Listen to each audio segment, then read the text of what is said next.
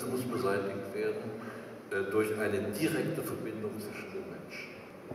Deutsche und Franzosen müssen sich als Menschen, und das heißt als Europäer, direkt begegnen. Was dieser Élysée-Vertrag, der übrigens, wenn Sie ihn lesen, eine ganze Reihe von politischen Programmpunkten enthält, die nie verwirklicht worden sind, ja? Wo nie ein Mensch mehr darüber gesprochen hat, nachdem das einmal zu Papier gebracht wurde. Das Entscheidende des Élysée-Vertrages sind nicht die Programmpunkte, die da drin stehen.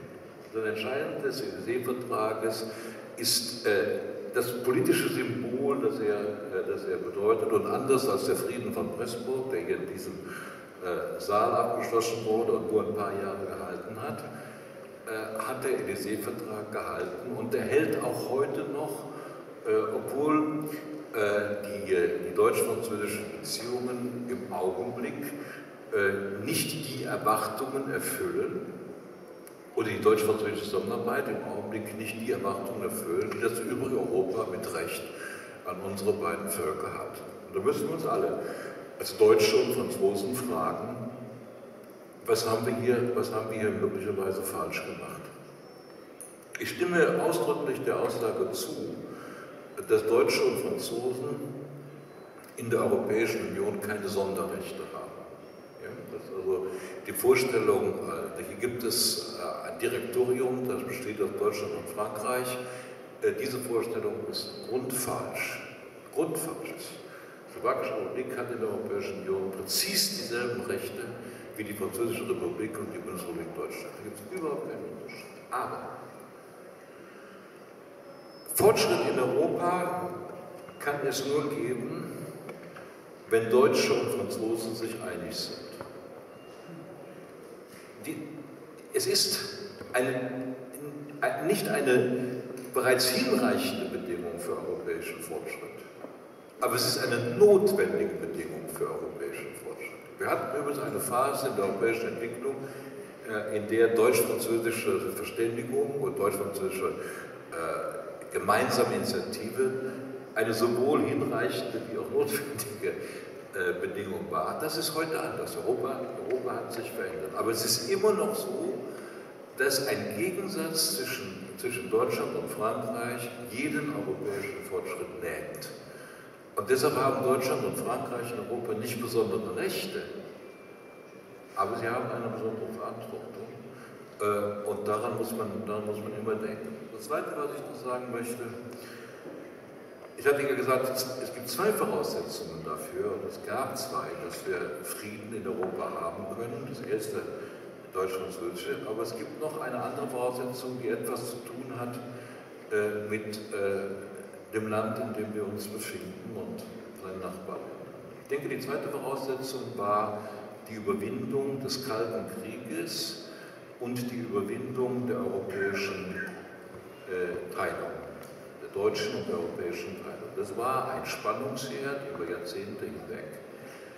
Aus dem Kalten Krieg hätte jederzeit ein heißer Krieg werden können. Und diese Spannungsursache musste beseitigt werden, um uns eine langfristige Friedensperspektive zu geben. Und ich möchte hier sehr ausdrücklich sagen, dass die Entscheidungen, die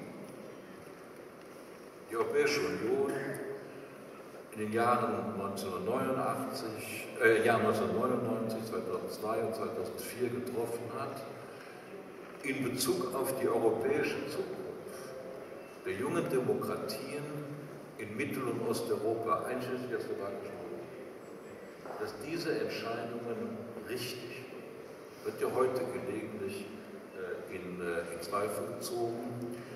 Ich kann nur sagen, als derjenige, der diese Vorschläge gemacht hat, ich habe 1999 vorgeschlagen, die Verhandlungen mit der Slowakischen Republik zu beginnen. Ich habe 2002 vorgeschlagen, sie zu beenden. Ich habe 2004 vorgeschlagen, den Beitritt zu vollziehen. Wenn ich heute, fast 10 Jahre später, zurückkomme in diese Stadt, dann habe ich nicht nur das Gefühl, dann weiß ich weiß es, ob ich recht gehabt habe. Es war richtig, das zu tun. Und es ist ein genauso wichtiger Beitrag zum europäischen Frieden, dass wir diese Vereinigung Europas, das Überwinden der Teilung zwischen Ost und West geschafft hat, ein genauso wichtiger Beitrag zum Frieden in Europa, wie die deutschen Kirchen gestellt haben.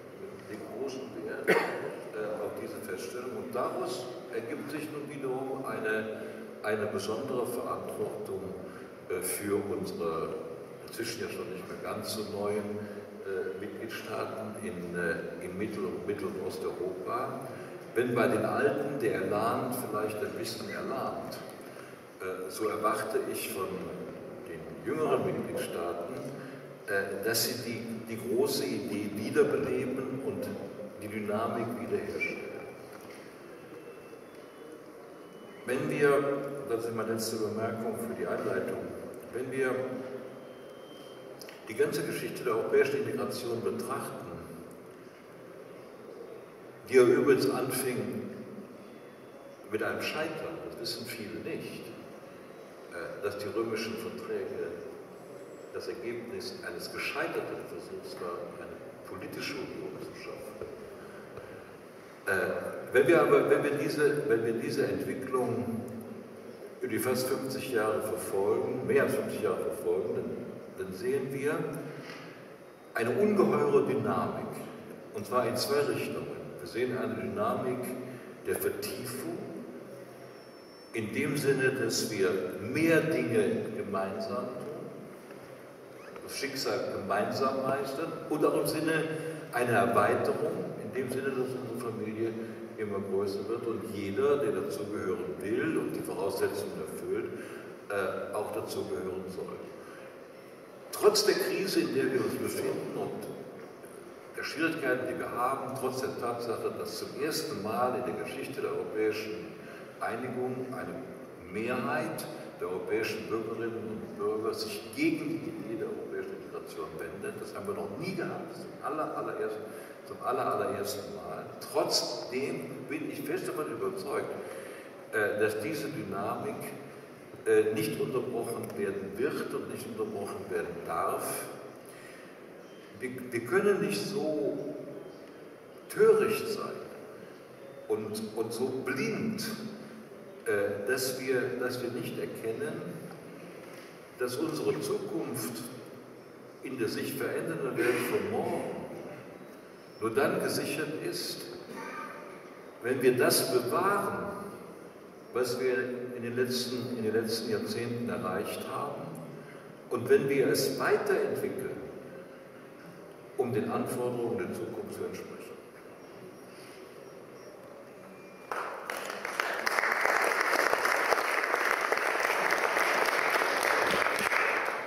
Ďakujem pekne za príspevky. No a na základe toho, čo sme počuli, aj na základe silných osobných a rodinných príbehov, ktoré ešte stále sú súčasťou tej emocionálnej konštrukcie Európskej únie, sa zdá, že napriek tomu sa ten, ako sme tu počuli, hlavný étos postupne dostáva na vedľajšiu líniu a opýtam sa našich hostí v deň, keď britský premiér David Cameron oznámil, že čoskoro zverejnia návrh referendovej otázky na vystúpenie Veľkej Británie z Európskej únie. Akú víziu teda Únia potrebuje do budúcnosti?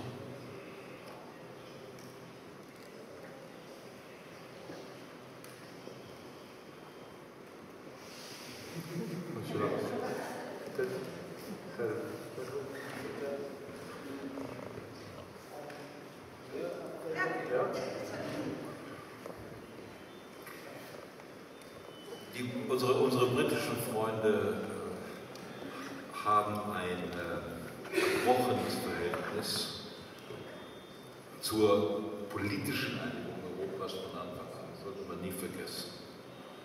Und es hat ja schon mal ein Referendum gegeben in Großbritannien. Die Frage hieß, ob man für die Mitgliedschaft Großbritanniens in der Europäischen Wirtschaftsgemeinschaft, Klammer auf, gemeinsamen Markt.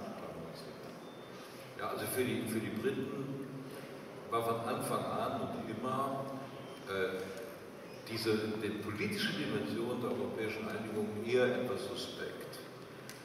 Und sie haben sich nie wirklich damit anfreunden können.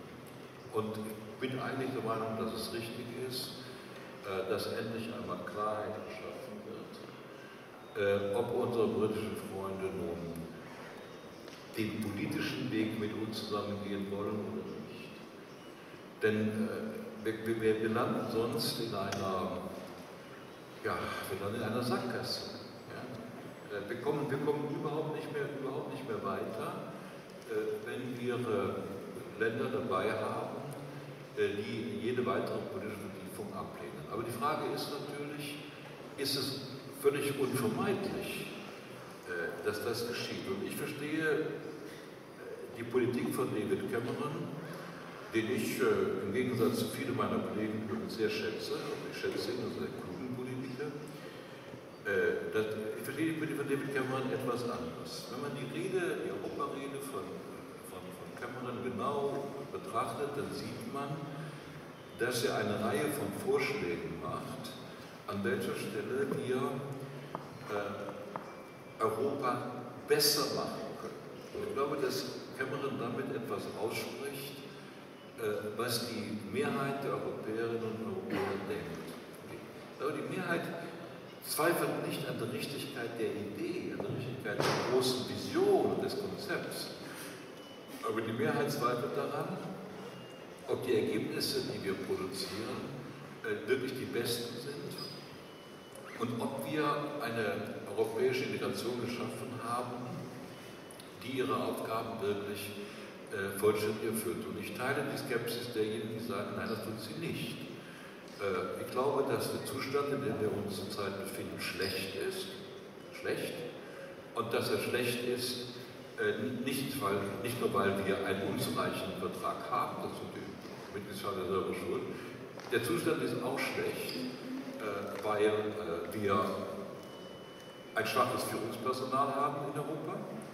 Der Zustand ist schlecht, weil Interessengegensätze größer werden und dabei die nationalen Interessen vor den europäischen Interessen marschieren. Und der Zustand ist auch schlecht, weil bestimmte Institutionen, insbesondere die Kommission, in Brüssel überhaupt noch nicht gemerkt haben, in was für eine Art von Krise wir uns befinden. Und die Reaktion auf die Krise, in der wir sind, in meinen Augen unzureichend und in einigen Fällen sogar gefährlich gewesen ist. Wirklich gefährlich. Die insbesondere von Deutschland erzwungene Sparpolitik, Konsolidierungspolitik, die nur auf Sparen und Reduzieren setzt, hat eine tiefe wirtschaftliche Rezession in einer Reihe von Mitgliedsländern ausgelöst, mit Menschen, die am Rande der Verzweiflung sind oder schon vollkommen verzweifelt. Dass Menschen dann auch an Europa zweifeln, liegt ja auf der Hand. So alle diese Fragen hat Cameron hier aufgeworfen. Und ich finde, wir sollten die Vorlage, um im Bereich des Sports zu bleiben, die Cameron da gegeben hat, benutzen, seine Kritikpunkte konstruktiv aufnehmen und sagen, wollen wir doch einmal darüber reden, wie wir es besser machen können. Also wie können wir Überregulierung abbauen, wie können wir Bürokratie zurückdrängen, wie können wir die Mittel besser verwenden, die wir haben, wie können wir mehr Flexibilität in das System einbauen, das mehr Rücksicht nimmt auf die verschiedenen Fähigkeiten und Bedürfnisse unserer Mitglieder, wie können wir mehr Transparenz schaffen, wie können wir demokratischere Entscheidungsprozesse schaffen. Ja, mein Gott, das sind doch berechtigte Fragen.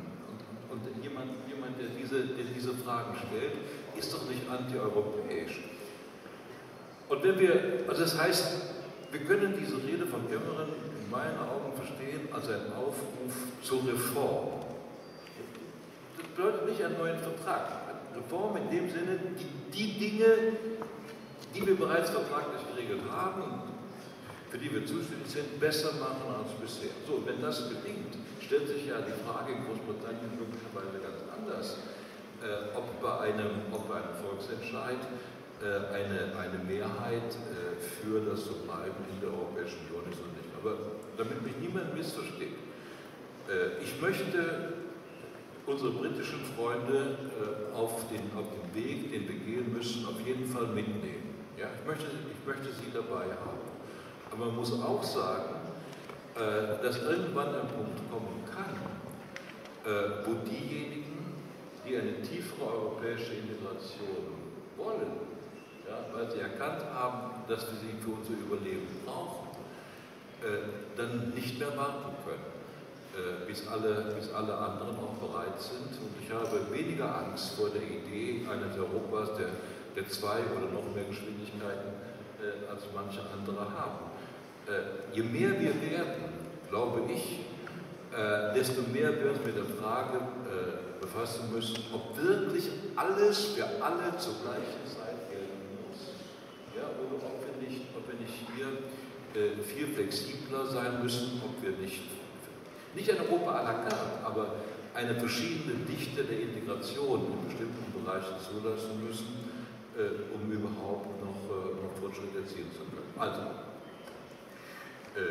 ich würde vorschlagen, den Pro-Europäern in Großbritannien Argumente zu geben, die sie verwenden können in der heftigen Auseinandersetzung, die da kommen wird, um den Briten zu erklären, das, was sie an Europa mit Recht kritisieren, das haben wir angesprochen und das haben wir gemeinsam angepackt und lösen es gemeinsam. Und darüber hinaus ist es einfach so, dass auch Großbritannien, obwohl es das Wort groß in seinem Namen führt, im 21. Jahrhundert zu klein ist. Ja? Zu klein ist, um einen Platz am Tisch der globalen Mächte zu finden. Also wenn Großbritannien auch in Zukunft noch eine globale Rolle spielen will, kann es das nur im europäischen Verbund. Das wird anders nicht gehen. Und ich glaube, das ist ein starkes Argument, das man den Briten noch sagen kann.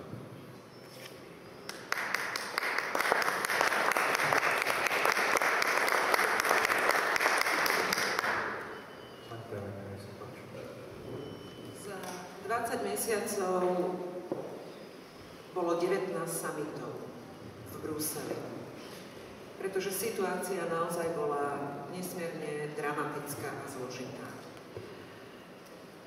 Konštrukcia Európskej únie je postavená na dohode. A dosiahnuť dohodu 28 štátov znamená predkladať riešenia, ktoré v mnohom budú kompromisné. Myslím si, že postoj Veľkej Británie je vo veľkej miere poznačený nie dodržiavaním dohôd v minulosti, ale naopak ich nedodržiavaním niektorými štátmi a krajinami. Prvá poznámka. A nebola to Veľká Británia, ktorá nedodržiavala dohody typu paktu rastu a stability. A druhá poznámka. Keďže ide o dohody, tak najmä v časoch krízy sa európska téma stáva témou národnou. Ďakujem za tú poznámku. Áno, pre Slovenskú republiku znamenalo princíp, hodnotu postaviť nad záujem nejakej konkrétnej vlády. Ale tie európske témy sa národnými otázkami stávajú. A sú nimi. Hlavne z dôvodu toho, že každé to riešenie, na ktorom sa dospeje k dohode, je potrebné realizovať na národnej úrovni. Presadiť, udržať sociálny zmier, presvedčiť partnerov sociálneho dialógu a najmä tvárou v tvár rastúcim protestom občanov, ktorí veľmi často nerozumejú, prečo majú byť súčasťou takýchto nepopulárnych riešení. To, čo sa podľa môjho názoru odohráva vo Veľkej Británii, je riešenie národných problémov Veľkej Británie, najmä vzťahu so Škótskom, z časti s Írskom, Walesom, ale najmä so Škótskom.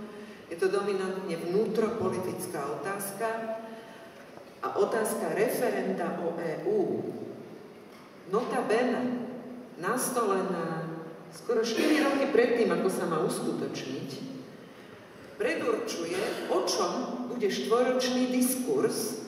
A dovolte mi povedať, že v politike to býva i istá zahmlievacia taktika pre riešenie iných problémov, ktoré sú dominantné a určujúce na vnútroštátnej úrovni.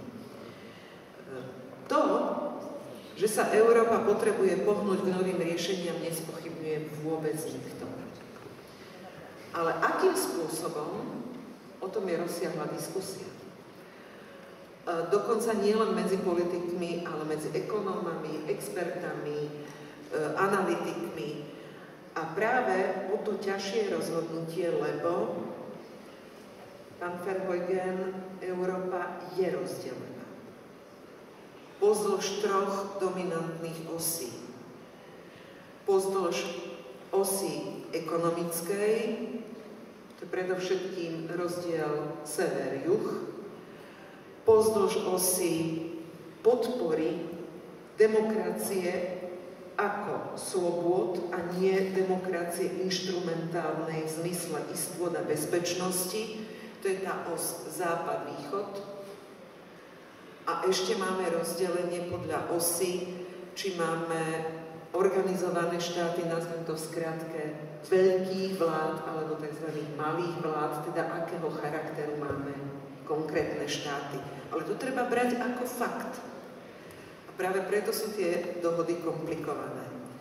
Veľká Británia dnes otvára zásadnú otázku, v tomto ja jej krok vítam.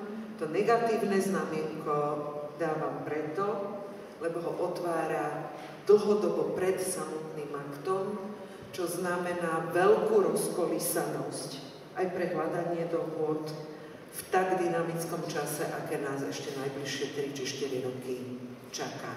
Toto nebude nápomocné hľadaniu nových dohôd. Práve ten časový dlhý úsek.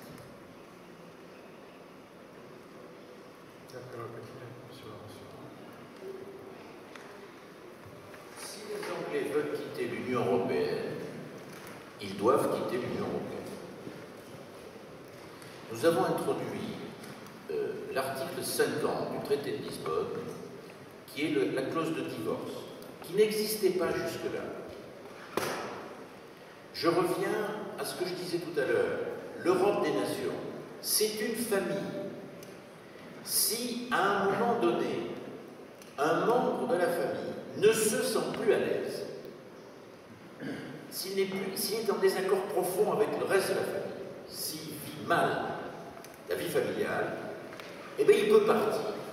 Et tout le monde se sentira mieux. Nos amis britanniques ont toujours eu une relation particulière avec l'Union européenne.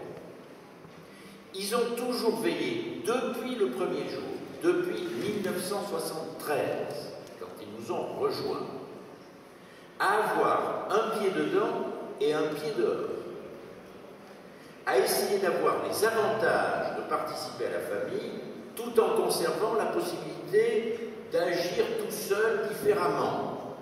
Par exemple, depuis que la Slovaquie est dans l'Union européenne, le Royaume-Uni ne participe pas au financement de l'application de la politique de cohésion à la Slovaquie. Ils ont un privilège budgétaire qui les dispense de financer l'application des politiques européennes, sauf la politique agricole, aux pays d'Europe centrale et orientale. Et c'est comme ça sur tous les sujets. Ce qui fait que moi, je me réjouis de la volonté du Premier ministre britannique de soumettre la question des relations entre le Royaume-Uni et l'Union européenne à référendum. Je ne sais pas s'ils le feront, parce que annoncer maintenant qu'il y aura un référendum dans 3 ans, entre-temps il y aura eu des élections générales au Royaume-Uni, est-ce que le Premier ministre actuel sera réélu, ou bien est-ce qu'il sera battu, on n'en sait rien. Mais ça serait, à mon avis, l'intérêt de l'Union européenne et du Royaume-Uni d'inviter la population britannique à décider une fois pour toutes. Est-ce que vous voulez avoir les 2 pieds dedans? Est-ce que vous voulez avoir les 2 pieds dehors?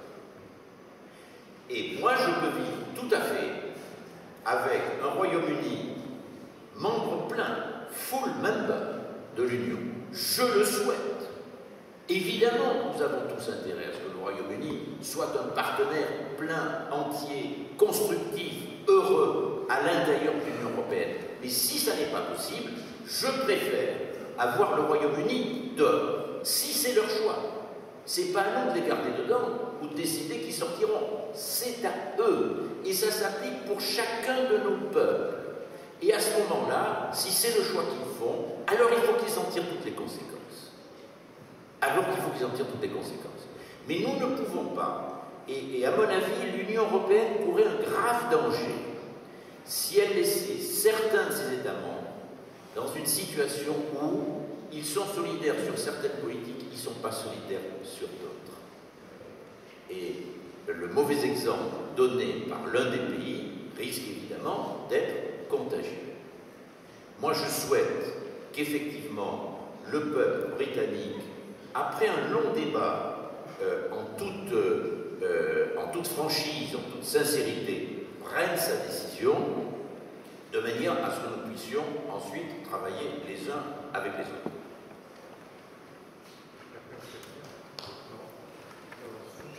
Aj preto som si dovolil spojiť tieto dve otázky, pretože jedným z dôvodov, ktoré dnes Británia nejakým spôsobom uvádza, je údajne čoraz väčšia netransparentnosť a vzdialenosť európskych inštitúcií od občanov, od voličov.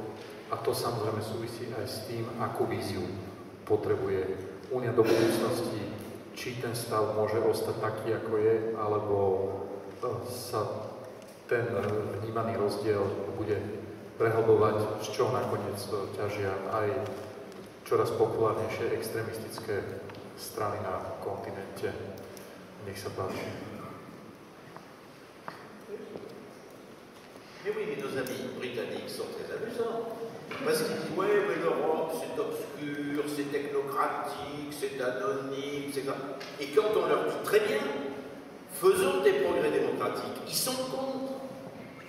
Nous avons un Parlement européen, il est élu au suffrage universel, il est élu tous les 5 ans.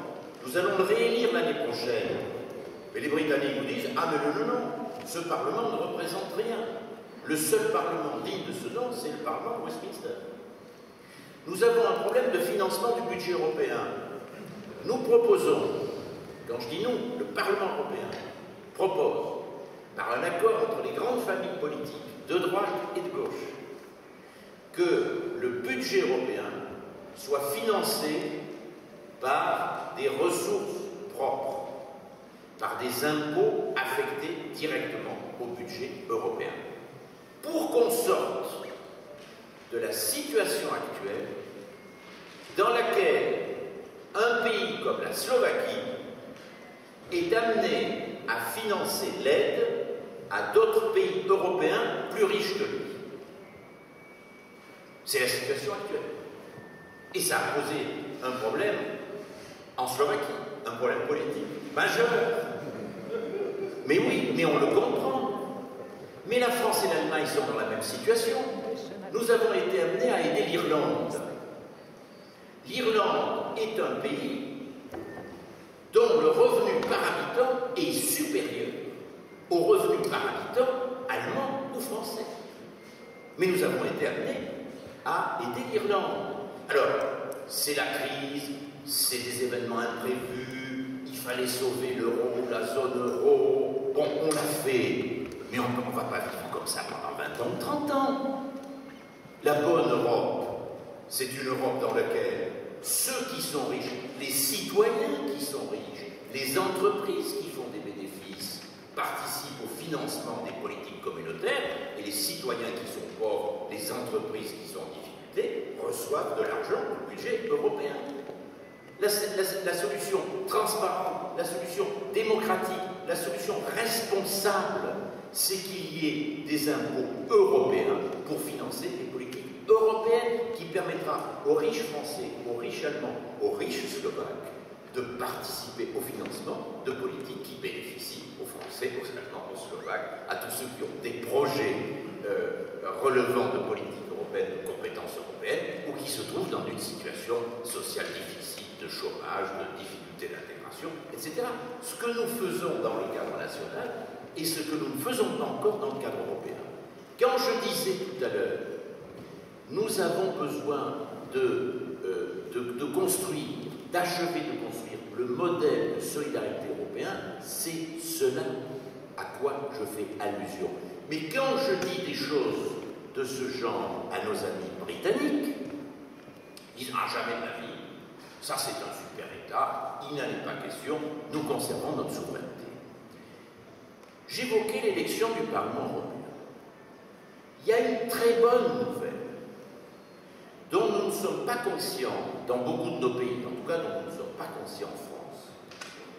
Les amis allemands sont davantage conscients, je suis sûr que vous allez être conscients en Slovaquie. Mais je voudrais m'en réjouir devant vous. Aujourd'hui, nous disons et nous constatons, et malheureusement c'est vrai, dans tous les pays, l'Europe est impopulaire. Nous sommes en crise et l'Europe est un bouc émissaire naturel de ce qui va mal dans nos pays. Pourquoi cette situation? Parce que l'Europe n'a pas de visage.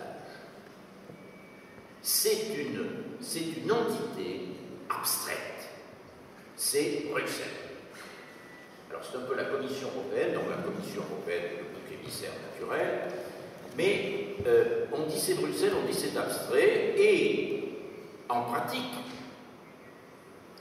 quand il y a un sommet européen, le plus souvent, en tout cas c'est ce qui se passe dans mon pays, quand la décision qui a été prise en sommet est populaire en France, le président français qui revient à Paris déclare « Nous avons pris une décision heureuse et c'est grâce à moi. » Et j'ai naturellement convaincu nos partenaires de prendre cette bonne décision.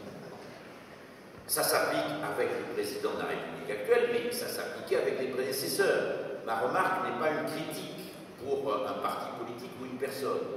J'explique le fonctionnement du système. Quand la décision est impopulaire, alors qu'elle a été acceptée, huis clos, behind closed doors, par définition, toutes les décisions prises au Conseil européen, au sommet européen, sont des décisions unanimes. Donc quand la décision a été acceptée, mais acceptée en secret, et qu'elle est impopulaire, le président français revient en disant « Je me suis battu comme un lion. Malheureusement, la technocratie de Bruxelles, une majorité conservatrice, trop de gauche, etc. C'est pas possible, décidément l'Europe, etc., etc. » Le mécanisme est fait pour rendre l'Europe responsable de tout ce qui va mal et les dirigeants nationaux responsables de tout ce qui est populaire. Donc il ne faut pas être surpris si en période de crise, le bouc émissaire numéro 1, c'est l'Europe. C'est possible tant que l'Europe n'a pas de visage. Mais l'année prochaine, l'Europe en aura un. Pourquoi? Parce que grâce au nouveau traité, le traité de Lisbonne, qui s'applique depuis 3 ans, mais qui ne s'est pas encore appliqué sur ce sujet-là, le prochain président de la Commission européenne sera élu par le Parlement européen au lendemain de l'élection du Parlement européen. Jusqu'à présent, sur proposition du Conseil. Mais le Conseil du sommet, sauf que à partir du moment où il y aura vote populaire, Le Conseil européen sera comme la reine d'Angleterre, au lendemain des élections à la Chambre des communes.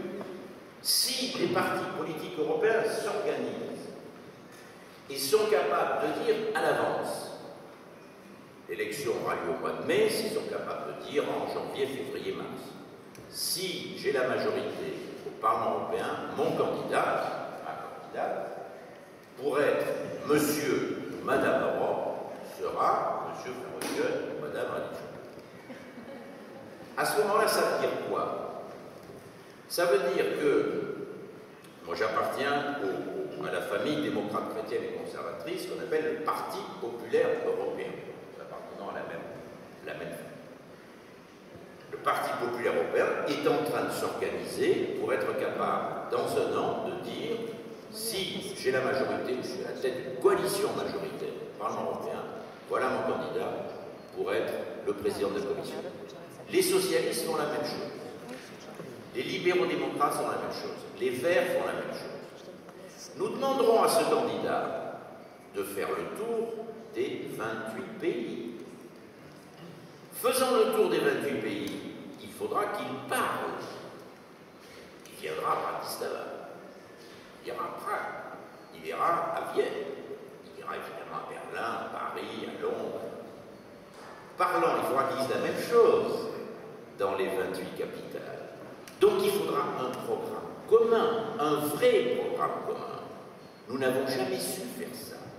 Jusqu'à présent, les élections européennes qui ont lieu tous les 5 ans, en réalité, nous les avons organisées comme 27 élections nationales ayant lieu le même jour sur un prétexte européen, mais dans lequel, en fait, on parlait beaucoup plus de politique nationale que de politique européenne.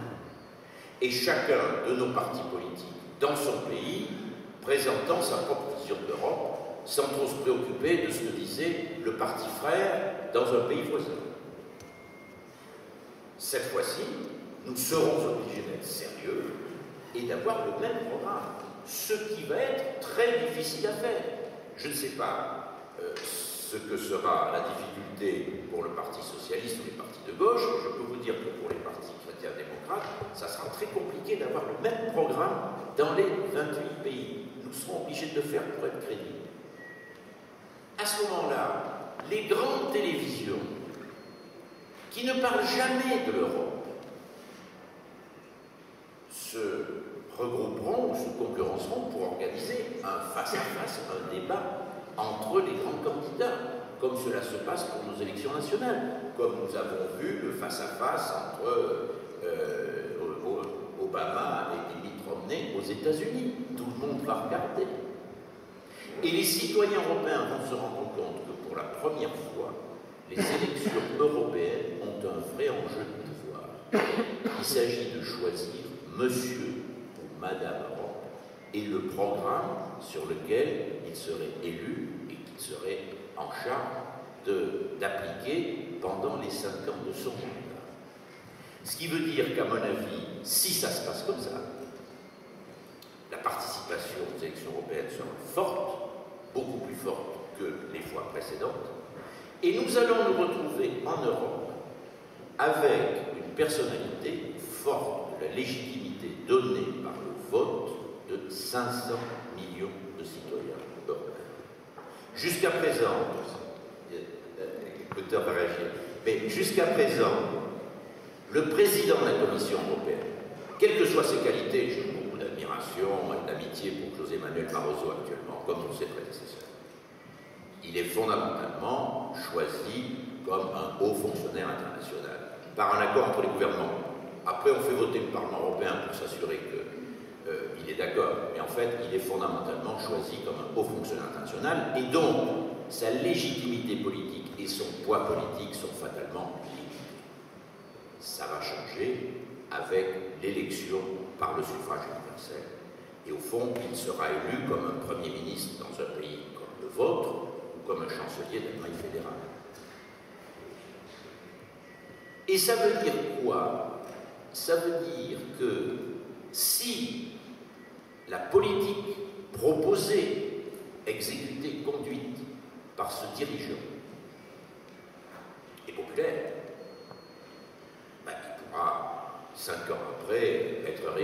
si la politique est impopulaire, on ne dira plus « je suis mécontent d'Europe, c'est la faute de l'Europe ».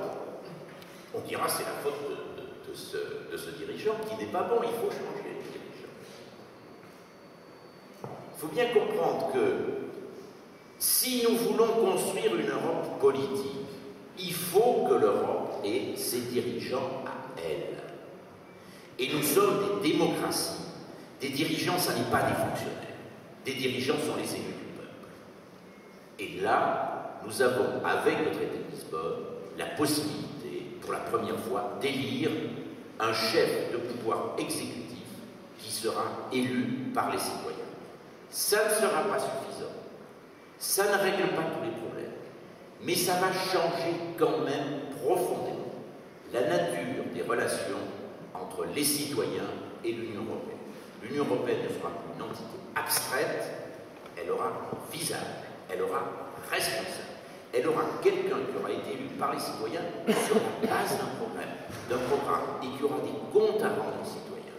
Et à ce moment-là, nous allons pouvoir entrer dans une logique, dans une dynamique, dans une problématique différente entre l'Union européenne et ses citoyens.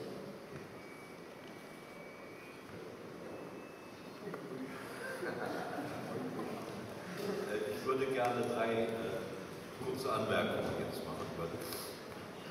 Wir haben jetzt ein sehr weites Spektrum. Die Ausgangsfrage war ja die Frage nach der Transparenz. Ja. Und da würde ich sagen, bei allen Kritikpunkten, die geäußert werden an der Europäischen Union, ist der Vorwurf der mangelnden Transparenz wahrscheinlich der am wenigsten zutreffend. Ja, also ich habe eine Menge Vorwürfe zu machen an die Politik in Brüssel, aber mangelnde Transparenz wäre mein geringster Vorwurf. Das Europäische Parlament ist durch und durch transparent, da ist gar kein Zweifel. Die Kommission übrigens auch. Sie können alles, was die Kommission tut, jederzeit finden. Die Kommission veröffentlicht alles, ja? Also selbst Entwürfe und Arbeitsdokumente, mehr als jede europäische Regierung. Ich musste als Kommissar meine Korrespondenz offenlegen. Ja?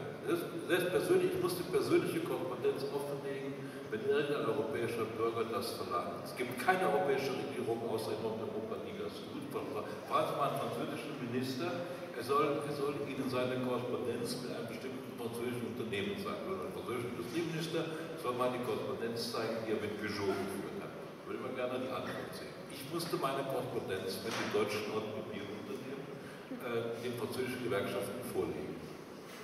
Ja? Musste das tun. Ich habe das auch getan. Ich musste meine Terminpläne vorlegen, damit nachgeprüft werden konnte, wann ich mich mit irgendwelchen Automobilunternehmen getroffen habe. Muss ich. Das sind die Transparenzregeln in der Kommission, das sind die schärfsten, die es innerhalb Europas gibt. Also dieser Vorwurf der mangelnden Transparenz, den teile ich so nicht. Das gilt, der Rat kann nicht transparent sein. Ja? Der Rat ist ein Gremium, in dem Kompromisse zwischen 28 Regierungen gefunden werden müssen. Das ist eine Kommunikation auf der Ebene zwischen Regierungen.